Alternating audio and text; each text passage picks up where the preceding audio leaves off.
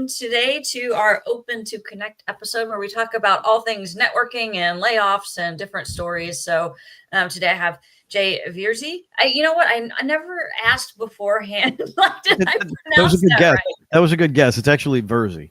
Virzi. Okay, Virzi. I had two in my mind, and I unless you go to Italy and they don't pronounce the R, then it's just Vizi. There it is. Yeah, Vizi. Yeah. Okay. So yeah, welcome. Jay and I met through another person actually that we're both connected with, Glenn, from the mentorship call that I do on Fridays, and we just kind of this is what networking is you end up in the same place at the same time with somebody you didn't know, and then you have a connection. And here we are, just talking about. I really want to know Jay's layoff story because he kind of took that time to invest in something else, which stick with us and you'll find out all about that. So Jay, I'd love for you to tell us a little bit about who you are and how I got. I know that's the hard question. Like, how do you encompass who a person is in a couple of minutes? I always had a really easy answer for this, and it at least before I got laid off, and since the layoff, it sort of had to make me challenge my answer within myself. I never like to define myself by my day job. I always tried to, somebody, so tell me about yourself. And my day job was usually like the third or fourth thing I got to. I tell people I'm a scuba diving. I'm a scuba diving junkie. I'm a musician, frustrated musician, like semi-professional musician. I've recently added podcaster to that list. Father, husband, father of two, husband of one. People think that's funny for some reason. And by the way, I'm an IT guy I was working as an IT guy to pay for all of these things. Since I got laid off, I find it's such a big chunk of my time that was open for a while there. It probably was a bigger portion of who I am that I wanted to give it credit to, that I wanted to give credit to. So that's been one of those little tweaks that I've had to make since the exit. How I got here, that's a bit of a long story, so I'm going to try to make it as really quick as possible. IT is my IT career, which I have been doing 23, 24 years ish, was actually career number 5. If we're really counting, because the professional musician thing, we tried that for a while here. Professional radio DJ / like talk show host type thing. Minor success there. I had my own bar for a while. Had my own bar on the south side of Chicago for a while. That was interesting. And then I was a marketing rep. I was a marketing rep and sales rep for a consumer electronics company, most JBL speakers, Harman Kardon electronics, and some things of that nature. That was my first layoff, almost 30 years ago. First time I ever got laid off was from that one, and that happened 2 weeks before Christmas. Oh, thank you for that. When companies do that, right? And my birthday is 9 days before Christmas, so that was a thing. I had just begun. My wife and I had been dating for maybe 2 months. And I'm like, boy, what kind of loser mope does she think she's involved with now? And this whole thing goes on. I have to give a little credit to her father, actually, of all people, because he had gone through a couple layoffs in his adult life, and he really kind of helped talk me down off the ledge that first time, a long time ago. So he was super helpful. So shout out to Grandpa, who we all call him Grandpa because of kids.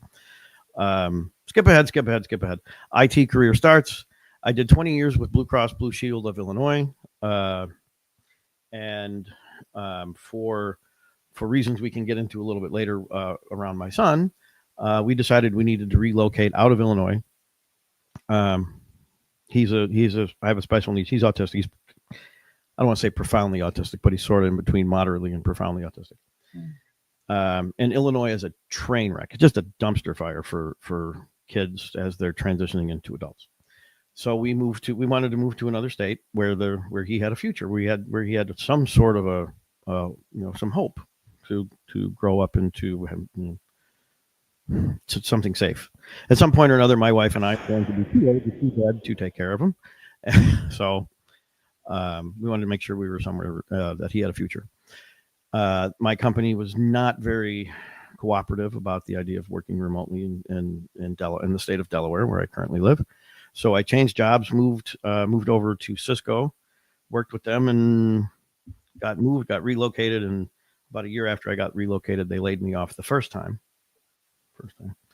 But they called me 2 weeks later. They called me and they said, "Hey, listen, there's another position available, and you have such a good track record with us, and we love you, and all these things. You should apply for this." I did. Stayed for another 6 months, and then another round of layoffs came, and bam. That time, that was the last one. That was, and I've been out now. Gosh, 7 months. 7 months without. They were nice. Look, and in all fairness to Cisco, they were very nice to me. They gave me a decent parting gift, and their stock, which they the stock that I had accumulated over that time has been doing well. So I'm, that's been good. So that was that whole thing. I am still actively kind of seeking employment in the IT world, but as well as I do, I think it's a bit ugly. Right. It is very ugly right now. And if anybody doesn't know, like I also experienced a layoff in May with Microsoft. So there's a lot of where even you're talking, and I can just relate to so much of what you said, particularly the identity piece. I was actually on a call last night with someone who just got laid off in July, and they're still in she called it a sad scrolling, or, and laying in bed, just scrolling internet and not wanting to get out, just that identity has been hit so hard with the layoff. And you mentioned some of that where you don't always introduce yourself with the job title first, but there are so many people who do lead with that. And a layoff can just bring somebody into this, what am I now if I'm not this thing that I was? Did you experience any of that? Yeah, I did. It was I still do occasionally. It's just you kind of end up, what they call doom scrolling is what the kids are calling it. I'm sort of somewhere in the middle. I always kind of figure somewhere in the middle is where the truth lies, So you'll be scrolling through LinkedIn or pick your social media of choice. And you get, my life is, I'm struggling. I'm this. People are really upset and depressed and dealing with that. And I really feel for those folks, because I was there, and occasionally still am. And then you find the flip side of that coin, where there's somebody out there desperately trying to be motivational, trying to put a smile on somebody's face, just rainbows and unicorns. And even though I'm really struggling and I'm having these difficulties, don't forget that this is, this is it's just an event in your life, and life goes on, and grow and try and all these things, which I don't disagree with. I don't disagree with any of that either. Somewhere Mr. Miyagi is going, keep your balance. Mm-hmm. Keep your balance. Don't forget that you have those dark feelings and those dark times sometimes, because you're going to get through those, and you're really going to appreciate the good ones on the flip side. If everything's all rainbows and unicorns all the time, you kind of forget to appreciate the rainbow and unicorns. Yes. So, yes. So yeah, I get that. I feel every part of that. Yeah. There are moments when I'm, where I'm just kind of realizing I'm not as motivated to do things. And I'm like, is this depression? Am I experiencing a little bit of post-layoff depression, even though I'm working on things, trying to build a future and look at other options outside of tech, since, as we've talked about just a few minutes ago, tech is so difficult right now, particularly with so many layoffs coming. And I just can relate so much to that. Not just having those emotional pieces and those dark emotions, but even identifying that they're happening at the time can be a whole new level of self-discovery, I've learned. Somebody told me once, and it's always kind of stuck with me, what you are feeling in a given situation, the emotions you feel and the things you're feeling in a given situation are very real and should be acknowledged, but it doesn't necessarily mean that's the reality. And it's, it's kind of like, yeah, if you can divorce yourself from that emotion for a minute, if you can divorce yourself from those things just weighing on your head, weighing on your shoulders, and really stop and look around, maybe your perspective changes. That one, and the other one I always liked was walking. You're upset about your life. Go find yourself 20 other people. Go into a room and have everybody dump all their stuff out on the floor. You know what you're going to do? You're going to look around at everybody else's stuff, and then you're going to pick yours up and go back home. That reminds me of when I was having a bad day at work. Sometimes I would just go to LinkedIn and say, let me look at jobs that are available right now. What could I do elsewhere, somewhere else? And then I would read all these job descriptions. I'm like, I have it pretty okay. It looks so bad here all of a sudden. In my bar days, I mentioned that I had a bar for a while. In my bar days, we I'll say they were a competitor because that's the nice thing to say. There was another bar up the street that, this place, it was dirt floors. It was the place that you went to go in, stand there, look around for a while, and then you'd walk out feeling pretty good about yourself. Okay. You felt bad. It's no matter, I always figure, like at some point or another, it is a numbers game. You can always think, boy, somebody's got it worse than I do. Somebody's got it worse than I do. Well, mathematically speaking, there's got to be that one person that doesn't have it worse because, it's a scale. I don't know who that person is. I don't know where they are. I feel, if I see them on the street, I'll give them a hand. But yeah, I woke up this morning. I was still breathing. I'm here. It's a good start to the day. Yeah, I like to tell people that, try not to compare pain, right? Because pain is pain and we all experience it different. We all have different levels. It doesn't mean anybody's winning at a bad story or a good story of learning as those things go. And we have those painful situations in life. They're also where I grow the most too. So, yeah. Well, the other thing then that happens with me, and this moves into my podcast, is I have this, I'm very lucky with my friend group, with the friend group I have. I have a couple of really, really amazing friends. One of whom is currently my podcast partner. She is, I don't know. I tried to encompass everything. She is my motivational guru. She is my motivational Sherpa. So for our purposes today, I will call her Wheels. The podcast that I have, I'll give it the plug, is called Wheels and Shaky. The reason we go Wheels and Shaky, she has MS and has had MS for 20 going on 23 years, and is now pretty much relegated to a wheelchair.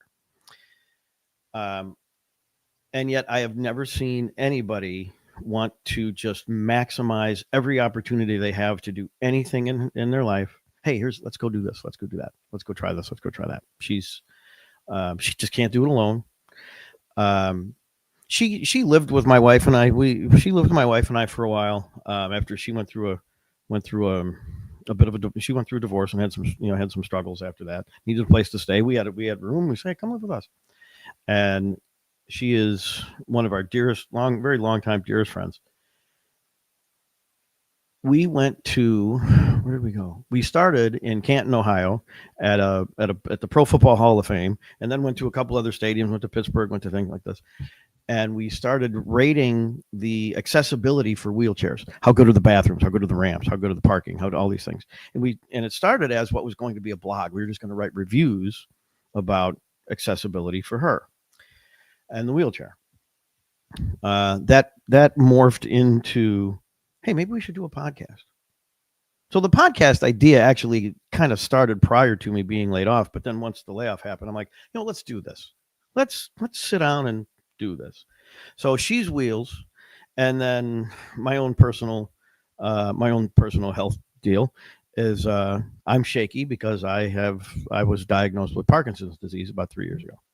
So yeah, so when my medicine gets out of whack, my right hand and my right side tremors pretty bad. Yeah, but it's okay. It's, I'm not going down without a fight in any way, shape, or form. I'm a drummer since I was 10. I've been playing, and drums are actually very good. It's very therapeutic for Parkinson's.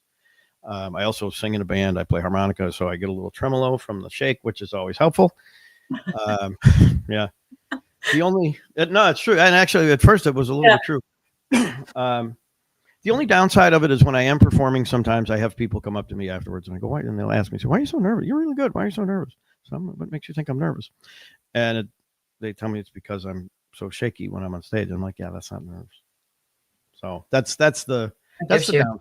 It gives you an opportunity to talk about, though, even your podcast and what you're doing. And I would love to know a little bit more about, you alluded to it, we were going to blog and then decided to shift it to podcast. I love the idea when people are laid off to find something to do that occupies the time and maybe even directs in a different direction. What insights would you have to share with someone who is it's kind of, I would love the story to tie, why you decided to do a podcast, but then also how is it an advantage or something that's bringing about change in you as you have learned all these lessons about launching a thing during a layoff? I was lucky. I had a job coach. Cisco paid for a job coach for a little while afterwards, and she gave me a really good idea. She said, "Look, do 5 things every day for finding a job. When you're done with those 5 things, go do something else." And it was filling that something else time that I was struggling with. So the podcast became part of it. I also I needed something that was fulfilling, and I was like, what I would tell somebody who has this gap in their day, find something meaningful, find something that you like, and see if you can volunteer. Just go volunteer. I was really lucky. There's a place not far from me, and I'll give them a plug because it's such a great place. It's called the Listening Booth in Lewis, Delaware. It is a nonprofit music venue that lives and it breathes upcoming music, new creation, folks, maybe folk singers who don't get enough popularity or enough coverage, local acts. They teach classes. They teach songwriting classes, singing, guitar, all kinds of music classes. It's a great outlet for getting people to embrace their music creation. And I went over there, had gone there as a patron many times, played there volunteered or played there a couple times. And I walked in and I went to the 2 people that run the place, Marissa and Nate, and I said, "Can I help? Is there something I can do? What do you guys need done?" And I ended up, I built out their stage a little bit for them. I ran some cables for recording studio. I'm kind of a handy guy, so I just wanted to do that. And I'll tell you, every time I left that place, I came home, I just felt fulfilled. I felt like I did something important. It wasn't about a paycheck. I was just doing something meaningful with this time that I had. So my suggestion to anybody who is, who's experienced this layoff and experienced this gap in their day, this time, find something that means something to you. And go volunteer. Go take a couple times. Give a little bit of yourself to somebody else.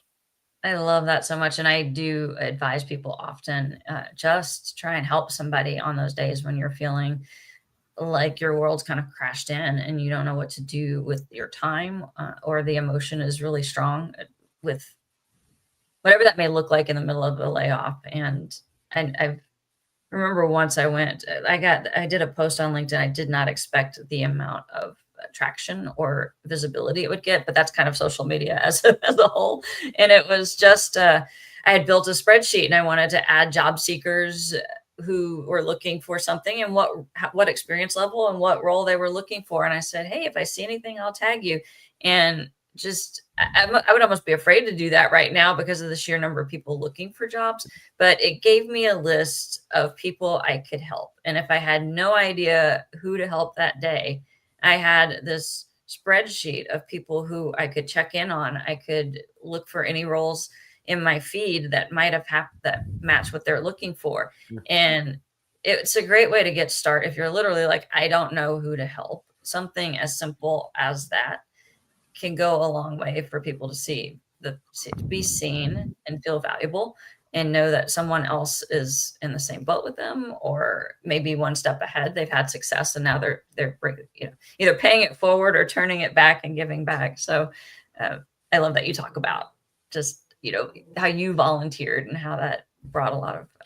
Yeah, I should know the answer to this, and I don't. What was your role before? What was your role when you were at Microsoft, and what were you doing? How'd you I was like I how'd you was get a product manager, so I was working on visualstudio.com and had transitioned that team maybe about a year and a half ago before the layoff, a year and a Were you half, doing two. a lot of agile practices and Somewhat.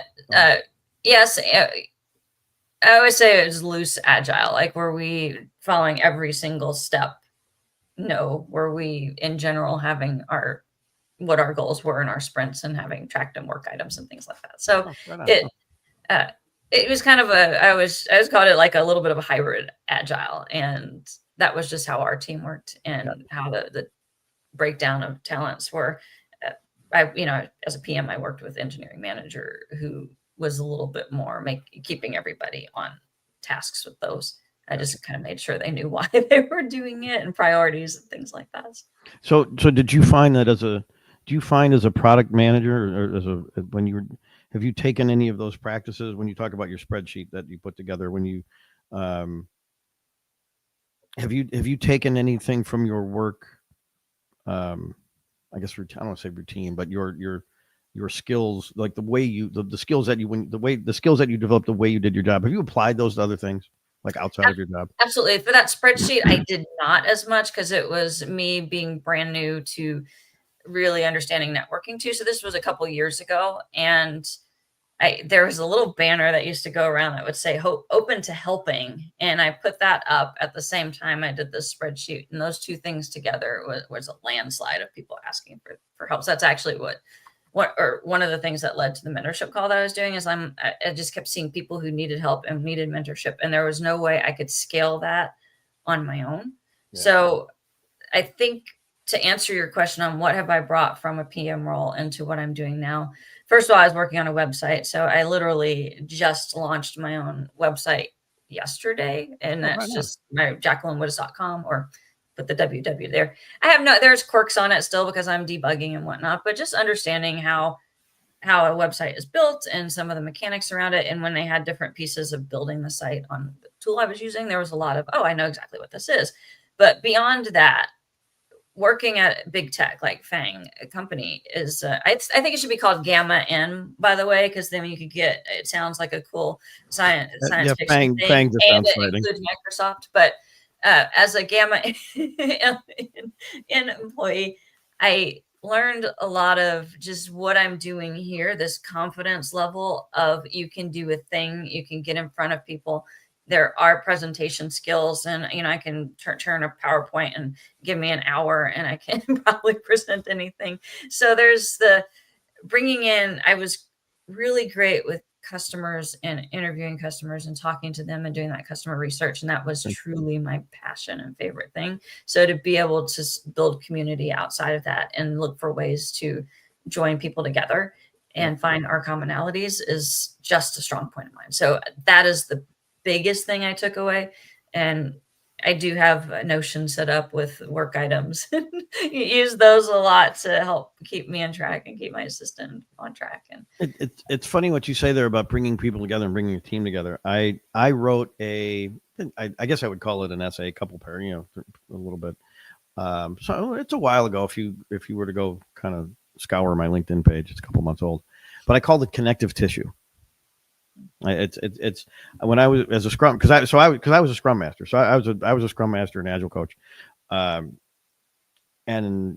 I always wanted to bring teams together. I would, and have that team be greater than have the whole be greater than the sum of its parts, And one of the ways that I always approached it was, what is the connective tissue?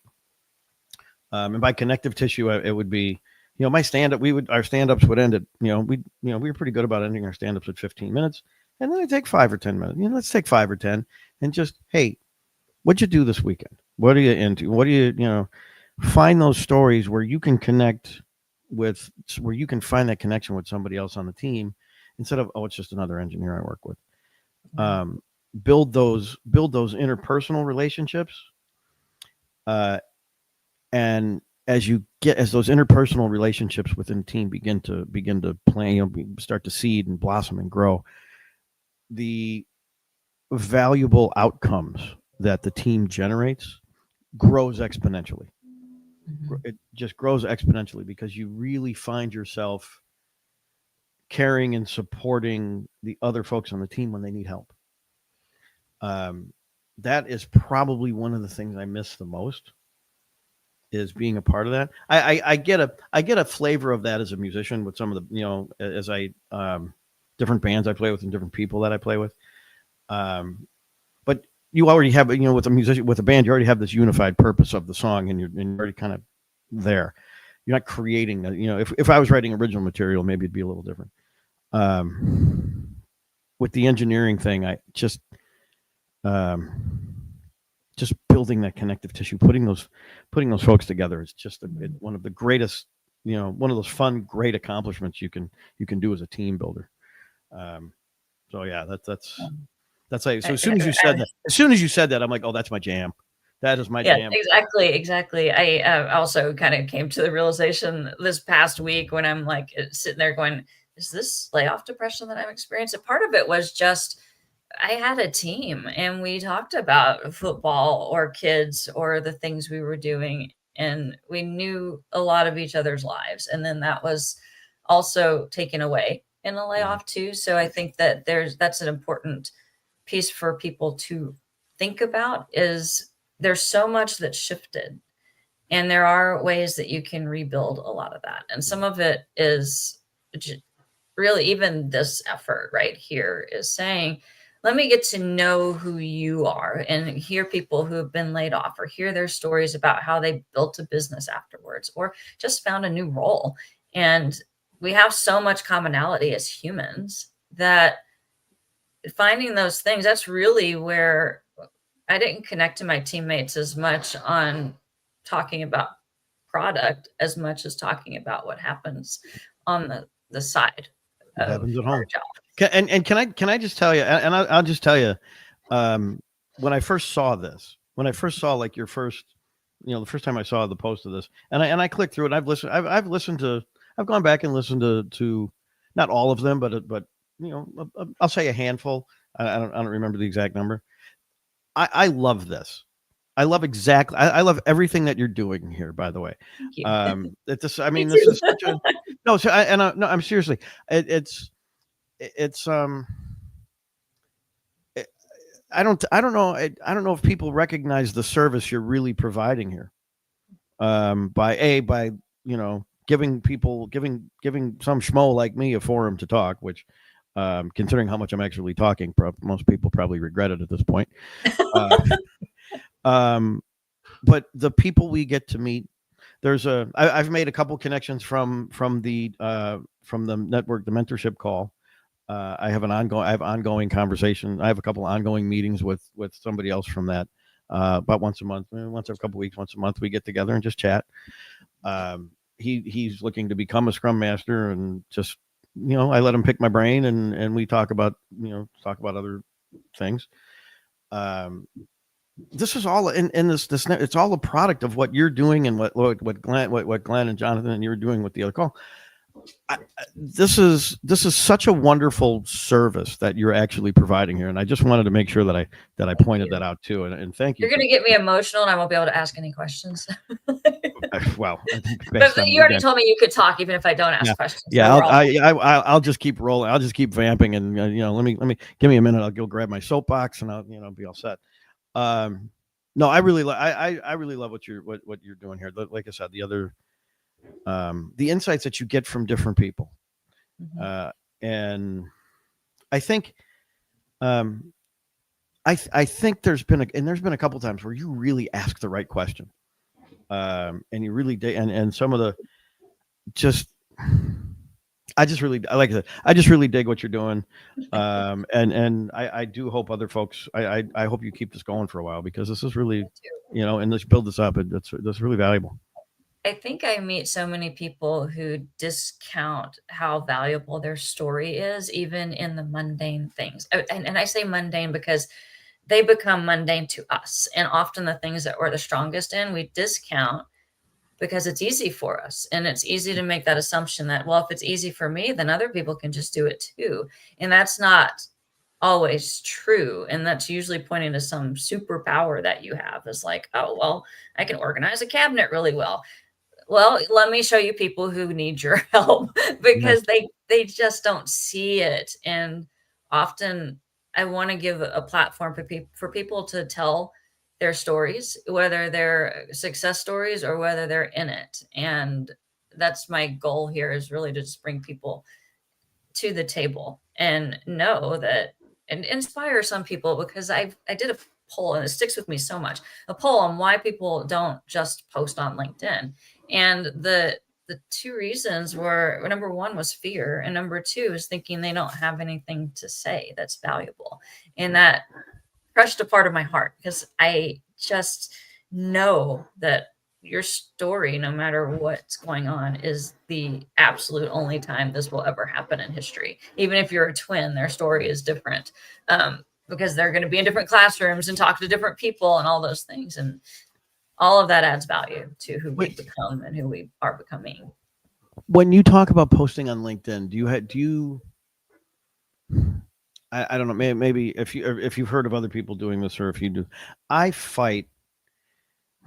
don't have a fear of posting on LinkedIn. As you know, as you can tell, I'm pretty sure, as you can tell right now, by now, I'm pretty good about putting myself out there for things. I'll write stuff, I'll whatever.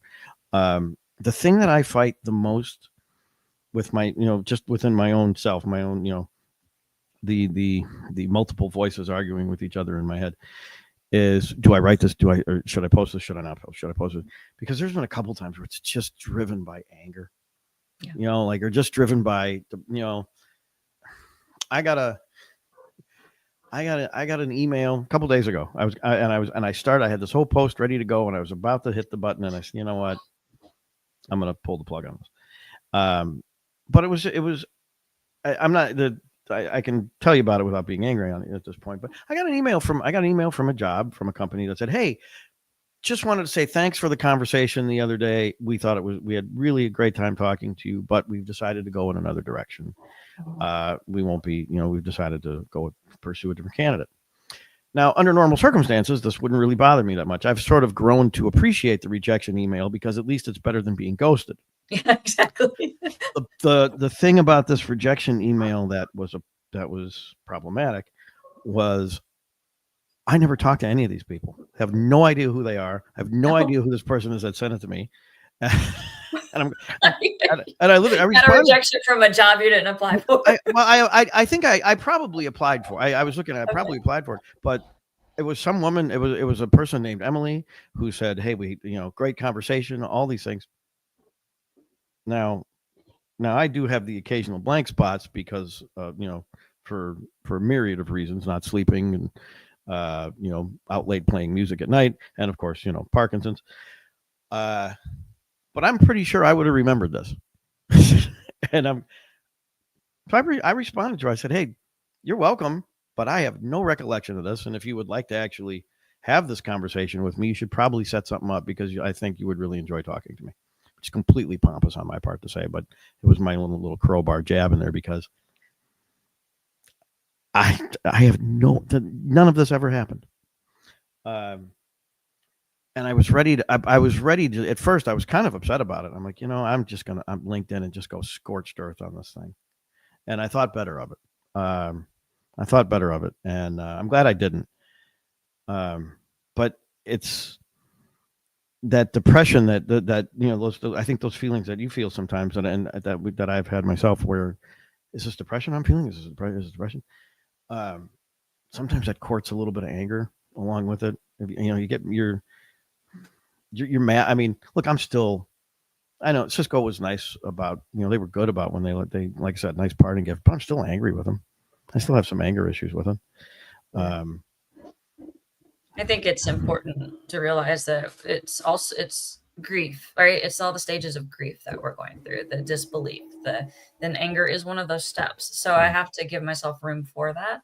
And, for me, I kind of knew that if it came to my division and anywhere around there, that I was a heavy target because of where I sat in the org.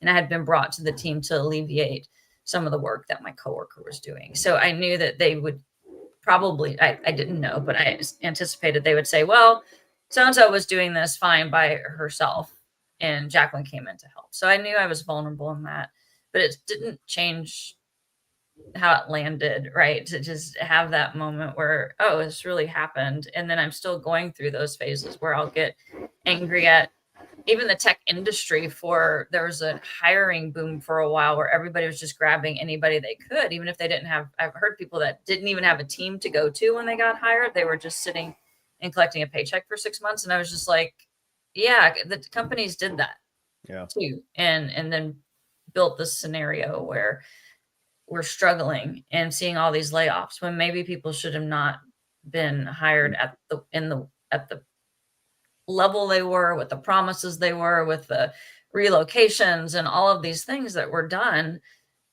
if they knew that the finances were iffy coming out of the pandemic. I mean, we had just like gone through an economic thing that was the worst unprecedented, right? Is the worst then even it become it, I think I saw this with Microsoft. I know I saw it with Cisco. They have the layoff. They announce the layoff. Who's going, and then a month later, and maybe a month later, 4 weeks, 5 weeks later, they announce the quarterly results. And or you get the year-end results, and you're going, hey, we netted, after everything in operating expenses, we netted, $22 billion. And I'm going, and you're the first thing, of course, was, you made that much dough and you couldn't keep me around.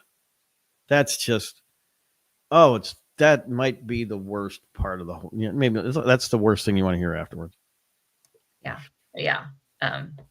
That's where a lot of some of the anger came in. But, just to go back on topic, it really is, I hope people give themselves grace for that, all of those stages of grief. Yep. And walking through it. And I would really encourage, as we've talked about before, finding that connective tissue. Who are the people that are going through the exact same thing as you? And I'm not saying to make an echo chamber of complaint, but it certainly, even you were going to talk a little bit about what to post and when to post and what sort of things to post and that authenticity of it. Because it is a challenge. And I have actually had people that I started following that were coming out of, this is years ago, but coming out of a boot camp for software development. And they were having a really hard time just getting any sort of traction. And they posted very candidly everything they were going through. And I think in a world where AI is living so much, that people are starting to crave what is authentic a lot more. And even if it is the angry post and you're like talking about reaming a scenario that happened, especially being rejected for a job you didn't apply for, that's kind of a new one. Well, it is not new. I hear other people talking about it all the time too, but you're in that, and you want to find people who maybe are one step ahead of you in the journey. Like, okay, well, this is where I'm getting resume traction. This is what works in an interview. And even if you're still going through getting the rejections in the end or those final rounds, at least you have somebody there that truly deeply understands the impact of what you're going from. And even I can say with the mentorship that I've done or for so long, I was talking job search and all of these pieces about layoff without having yet been laid off. So this brings a depth in my own experience that I can now share and relate with people in a way that it's not like I'm saying, oh, I want to relate with people who are laid off better, but also it does bring a level of companionship in, I guess we called it shared trauma a lot in work, when you're up till have a 36-hour work day. Yeah. Those things. So. Well, I would put a little bit lighter, make it a little bit, is the networking, the networking, however, the networking aspect of it has been, like I said, I'm sort of mentoring. I'm sort of mentoring somebody that I met from the networking call, from your call. I still work with I still get phone calls from three mentees, I guess, former mentees that I had years ago. I still get the occasional phone. Hey, I got this situation. I got that situation. What do you think? Give me some, can we just, walk through it? That always makes me feel very good about what I had done before. And then now so to give you the quick rundown, after I moved to after I moved to Delaware now, it's been a little over 2 years. I was a musician I was a, just part-time weekend musician for 20 something years. And I missed it when I moved here. I missed it. It was it was this big hole in my life that I had to fill. And one night I happened to go out and I saw this. It was of all things, it was live band karaoke. It was the craziest thing. And I'm like, what is this voodoo? What are we doing here? So I went in and I participated a little bit. And the guy that was running that band, Nick, came up to me at the set break and he goes,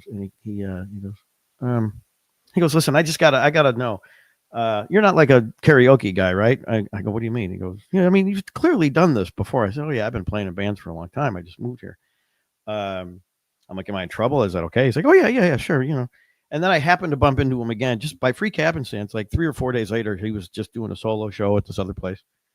And skip ahead. He now, this has been, gosh, 18 months, maybe, however long it's been. He's now one of my closest friends in this area. He is proven to be, he is he's an absolutely extraordinary musician. And the only thing bigger than I tell people all the time, the only thing bigger than his amount of talent is his heart. He is without question one of the nicest, kindest human beings I've met. And because of him, I have been submerged into this network of other musicians here. And it's for all the networking that I try to do on LinkedIn and, meeting my friend Richard, meeting all these other folks. The joint, that connective tissue between those two things is all these musicians that I've met here. It's just a question of, hey, say hi, reach out, say hello, swap ideas, discuss different, hey, what do you think about, what's your musical background, my musical background, your IT background, my IT background. Ask questions, listen, and find my networking advice to everybody. Ask those questions and listen, and find your connective tissue with those folks. Yeah. Because it really, that's how you're going to get remembered. That's how they're going to. That's how you're going to remember them. And hopefully, one of these days, that connective tissue is going to be, hey, you work at that place, and I just applied for a job, and hopefully, I've gotten a lot of I've picked up a lot of band gigs because of my musical network here. And that's kind of how I'm paying for my life at the moment. It's going to break loose for me somewhere, for you, for anybody else that's in our situation. And I stand by my connective tissue thing. Yeah. Find that and look for it and run. So. I love that you're talking about too, is it's not just sitting on LinkedIn networking. Networking is all encompassing with the people you interact with every day. Yeah. And I can say the same thing with starting improv, is we're all kind of anonymous in that room. We're all there to play, and starting out, we certainly didn't know what everybody did in their day job. And for the first class we did, and rarely do we sit around and talk about, what do you do? And until maybe we add each other on social media, and then it's like, oh, you're a director at such and such. I had no idea. And you realize who's in the room with you in your hobby space. But I guarantee you, if I ask that person for a referral, we have the other thing in common. We got to know each other on a personal level and know what, in improv's case, what does the other person find funny? Where is their creativity? How would that come into a job? Yeah.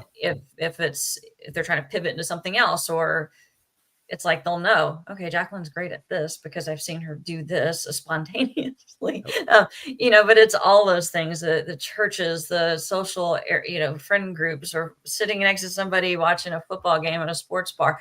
I say football a lot because football season's coming in. And trust me. I am. It cannot get here fast enough. It cannot get here fast enough. I am a football junkie. On Sundays, a second television comes out, and there's a game on one. There's a game on one TV, game on the, or NFL Red Zone on the other TV. There's a laptop or an iPad next to me with another something going on. It's a whole, yeah. No, football is right. So it's you can make a great connection just wearing a team shirt around, especially if you have like a team that's not in your area. Yeah. Oh yeah. No, like and I get those friendly rivalries could turn into that networking gold where, okay, you bonded over football, even if it's not the same team, it's still a thing that you could go sit with this person and have a great experience and heckle back and forth if it's a rival. But you'll laugh at this. You'll laugh at this, but odd little networking things that happen. So every now and again, you can kind of see this. This is, if you can see the tattoo there. So this is a Rush tattoo, the band Rush. Which I have. I'm a giant. I've been seen them 22 times. Lifelong Rush fan. So I'm out playing a band gig. This was just about a month ago, I guess, a month, maybe 6 weeks ago, and a guy, somebody in the crowds, comes up and sees us and, hey, that's a Rush dude? Yeah. Oh, I'm a huge Rush fan. Start talking to them. She calls her some friends over. They come and check us out. And one of the guys starts, we start chit chatting about Rush. He goes, well, what else do you, besides a musician, what else do you do? I said, well, I'm right now I'm in between gigs. And he goes, well, what did you do? I said, IT, project management, agile stuff. I, gave him the rundown. He goes, he grabs a thing. He goes, here, check out this web address. And you'll see right on the front page, you're going to see my picture. I'm like, really? He goes, yeah. I said, yeah. So I'm kind of one of the, he's the director of QA over there. He goes, my email's right there next to it. Send me an email. Send me your resume. Send me your resume. It's, now, and I've had a couple contact back and forth. There hasn't really been anything there as of yet. There still something still may come of it. You never know when something will open. Right. But the fact that opportunity came up over something as silly as a Rush tattoo, like you talk about different jerseys, you talk about the connective tissue. There's always, sometimes it might be the tiniest little ligament, but sometimes that's all it takes. Yeah. Even at work, I was struggling when I first started with not truly imposter. I overcame a nearly 20-year full-time employment gap. So to talk about imposter syndrome, like emails intimidated me when I watched how put together everybody seemed on the team. And I was just struggling with, how do I connect with people here that have, it was easy to assume I wasn't as junior as I was because my hair is gray and I had been away for so long. But it was the day I wore a Hamilton sweatshirt to a meeting where it broke the ice in a way that nothing else had. Nice. And that's when I started wearing more, I guess, items that tell a little bit about who is Jacqueline. And that's where the work connections really started happening, was when we found those things that we could talk about outside of product. Yeah, that's awesome. Yeah. That's awesome. I'm always, and that's the thing is, it's very Ted Lasso, but it's true. Be curious. Ask questions ask questions. Hey, Hamilton sweatshirt. What's the deal with that? For me, especially where I live, I'm a Bears fan. Because I grew up in Chicago, so I'm a Bears fan. But I live in an area surrounded by Philadelphia, Baltimore, and Washington. I've met 2 Bears fans out here in 2 years, but there's there's a little bit of a rivalry right now coming up with Washington, with Washington and the Bears because of the quarterbacks. They're Caleb Williams and Jaden Daniels. There's a little bit of history with Philly and the Bears and some playoff history. And then there's always something. Like I said, there's always something. There's a big Pittsburgh contingent out here too, and there's always a lot of crossover for some reason between Pittsburgh fans and Bears fans.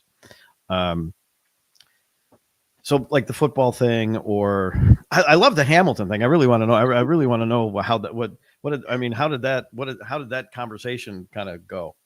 For us, it was really, have you seen it? Have you seen Hamilton? And then it was, where did we see it? And for us, it was, I think he had actually been able to go see it in New York, and I had been able to squeeze some tickets in the Seattle area. So it was just like having a Hamilton sweatshirt and having been in the room where it happened, so to speak, it was very much like a flex almost.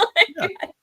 No, But that's that's where cool. we actually learned that we both love musicals, Right. and it became, well, what are you going to see next? And then I am a pun person, or I'll slide it. I just did it, I'll slide in lyrics here and there, and every once in a while somebody will catch it, and they're like, "Did you just Taylor Swift to me?" Well, And the fact that you caught it means we're supposed to be friends. for me, it's song lyrics and movie quotes. Mm-hmm. All movie quotes. I'm, all the time. I'll get up and, I'll be sitting out on the deck with some friends and, or whatever. Just end of the day, end of the weekend. It's like I'll get up. Hey, orange whip, 3 orange whips, and there's always a few. What is that? But it's clear. It's if you've seen the Blues Brothers, and which is one of my favorite movies of all time. The orange whip thing gets a lot of play around here. It's been very rainy this summer. Doing outdoor gigs, and you're going, and you kind of go, I think we should keep playing. I don't think the heavy stuff's going to come down for a while yet. It's Caddyshack reference. You get all these things like that. Right. Music, and it's the people that get it. Mm-hmm. It's the people that yes. it's the people that get it, and it's like, oh, okay, yes, I'm amongst my people. I am now amongst. I now can recognize that I'm fully immersed in amongst my people. Yeah, somebody said a quote once, and I say all the time that I wish I could find who said it, because I was like, I thought it was one person, and I thanked him for telling me the quote, and then she was like, that wasn't me. But it's, we're not everybody's cup of tea, but we're somebody's kombucha. And it's really like, you don't need to stress about whose cup of tea you aren't, because there are enough people in the world that you'll find those that are, not just your cup of tea, but the people who, like, they're going to select you off the shelf as, this is the person I want to take on this journey. And I love that this whole theme really is about finding those connection points. And I really enjoy that we're talking about that outside of LinkedIn. Yeah. So much of people despairing about networking on LinkedIn, it might be just kind of a signal from your own brain to then look somewhere else. There are Facebook groups out there. One of my favorite right now is there's a Microsoft Survivors Facebook group. So if anybody's watching this, you've been laid off from Microsoft, there's a Facebook group. Please, we want you over there. There's a Cisco group. There's a bunch of them. Yeah.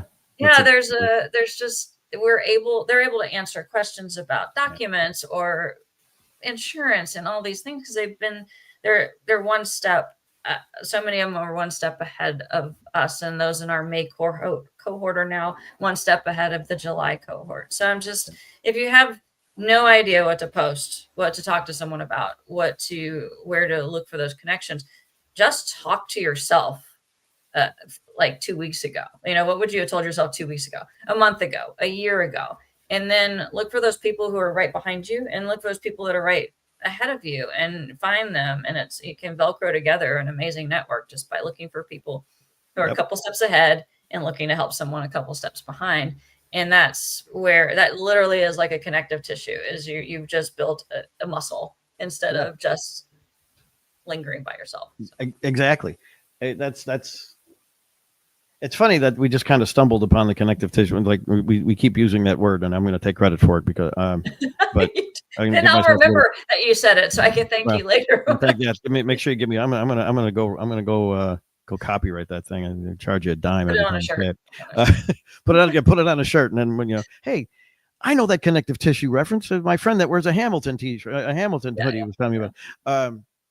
No, it's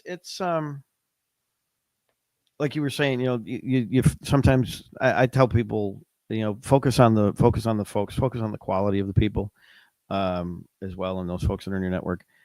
I couldn't off the top of my head tell you how many people there's a ton of people I'm sure that don't like me very much, and I always tell like, okay, well, the line forms to the right,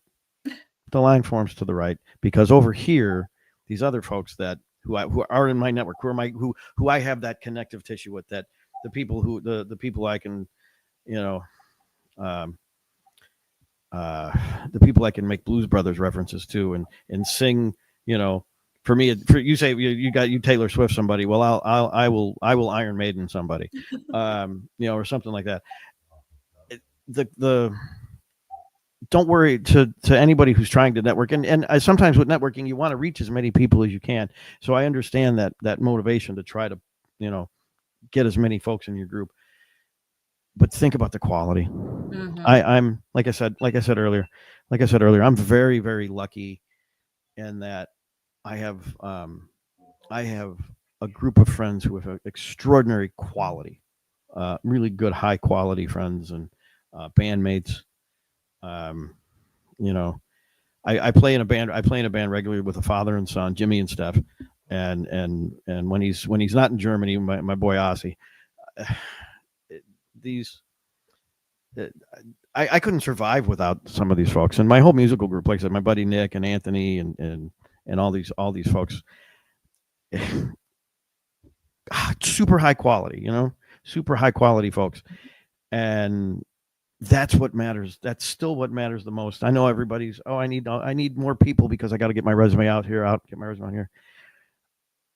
Keep an eye on your quality, folks. Keep an eye on your quality level too. That's my. Again, connective tissue.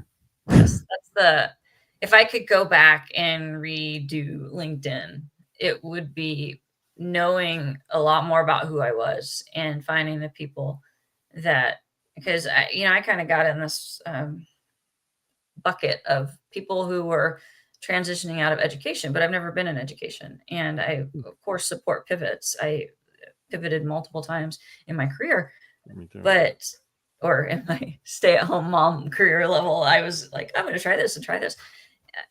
So when I started doing LinkedIn, I was like, I'm going to become a top voice, and just kind of went out with, I will add as many people as I can and get as many people. And then what I don't think people talk about when it comes to LinkedIn growth or any of those things is that it can become very unwieldy. This network can become noisy, and your inbox can get really noisy. And it's trying to weed through. If I only have so many 15 minutes in my day, then who's going to take the advice? Who's going to implement it? Who's going to, where will it be truly valuable to invest, and for them to invest back in my life and those things? And it's a give and take. So I think it's important to call that out too, is if you have a network of 500 that you're really close with and feel like you could call on them for anything, it may be better than a network of 10,000 where they're just a bunch of names and you don't even remember how you connected. So that's something I would really be more, and I do teach that in my course a lot more, is about strategy over quantity, because it's a lesson I've learned now. So no, it's funny how sometimes you do get hung up on the numbers, and it makes you lose focus it makes you lose a little bit of sight of, here's this person that's been next to me the whole time. Yeah.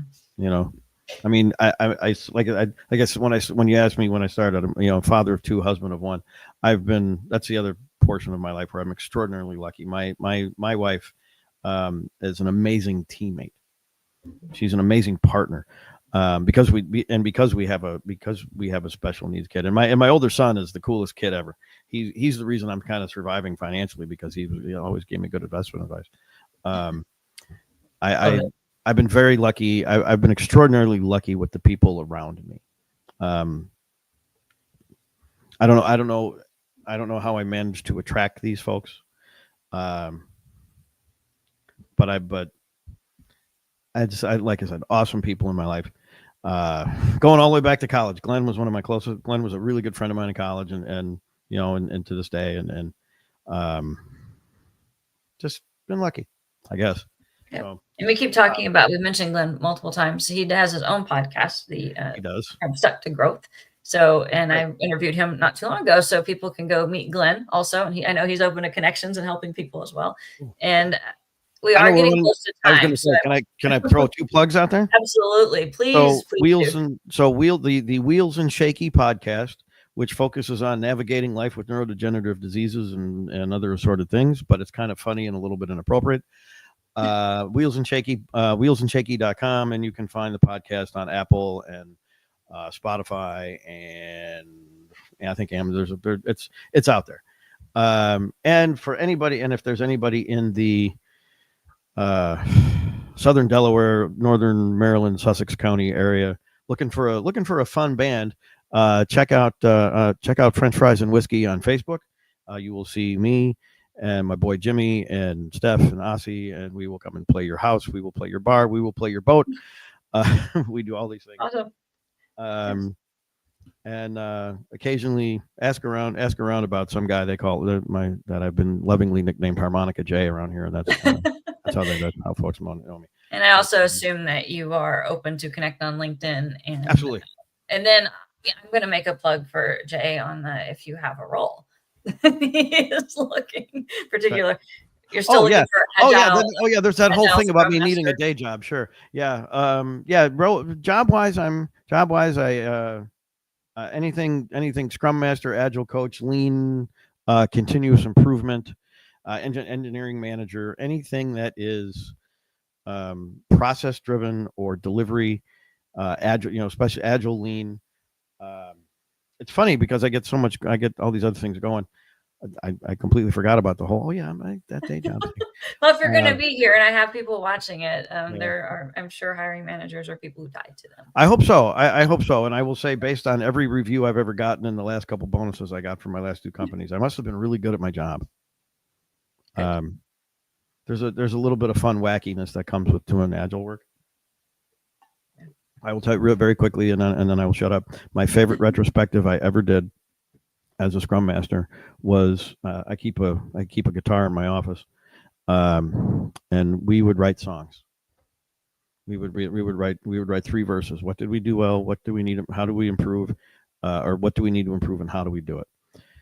And I would put a chord sequence to it as we were writing these. We would put these things into song lyrics, and if we had enough time at the end of the sprint, at the end of the retro meeting, we would perform the song.